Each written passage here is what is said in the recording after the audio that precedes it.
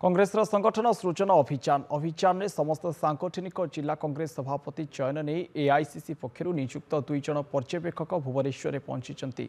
बालेश्वर और केन्द्रापड़ा जिला सभापति चयन नहीं एआईसीसी पर्यवेक्षक यथाक्रमे सांसद श्रेयास एम पटेल और एआईसीसी संपादक गोपीनाथ पालानियान पन भुवनेश्वर पहुंची। किपरि सभापति चयन प्रक्रिया सुरुखुरे हो पारिब सेप्रति दृष्टि देवाक पीसीसी सभापति भक्त दास सेमानकु अनुरोध करिसेंति। सोमवार संपृक्त जिला गस्त कर तृणमूल स्तर कांग्रेस कर्मी आरंभ कर वरिष्ठ नेतृवृंद एवं विभिन्न जिला पदाधिकारी तृणमूल संगठन को नहीं से आलोचना करेंगे।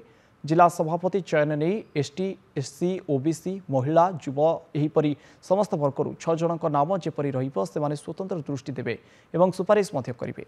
एआईसीसी पर्यवेक्षकों द्वारा एक ग्राउंड रिपोर्ट एआईसीसी रे दाखल कर जिलावारी जनकू डीसीसी सभापति रूपे चयन कर प्रक्रिया आसंता 14 तारिख मध्य सरिबो बोली पीसीसी सभापति सूचना प्रदान करिसेंति।